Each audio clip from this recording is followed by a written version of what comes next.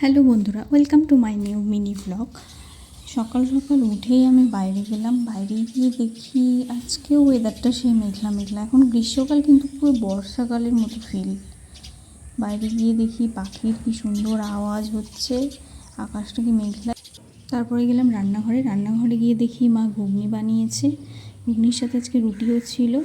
আমি মাকে একটা নতুন তাওয়া বের করে দিয়েছি, মা এখন এটাতেই রুটি বানাচ্ছে। তারপরে আমার চুল আঁচড়ালাম। চুল যে কী পরিমাণে উঠছে তোমাদের কী করে বোঝাবো। প্রচুর পরিমাণ, যতবার চুল আঁচড়েছি ততবারই উঠছে। এর সলিউশন তোমাদের জানা থাকলে প্লিজ আমাকে জানিও।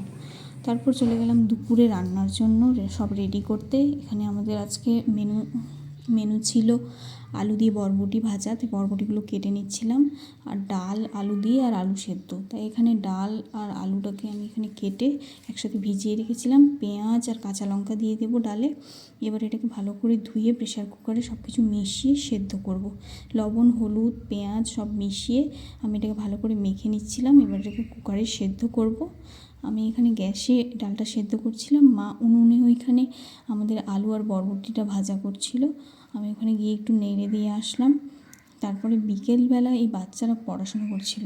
এই বাচ্চাদেরকে আমার বোন পড়ায়, টিউশন পড়ায়। এই বাচ্চাগুলো খুব মনোযোগ দিয়ে পড়ছিল। এরা রোজই আসে, শুধু এদের বৃহস্পতিবার দিন ছুটি থাকে। তারপরে এদের এখান থেকে আমি চলে গেলাম আমাদের বাড়ির একদম এইখানে একটা আম গাছ আছে।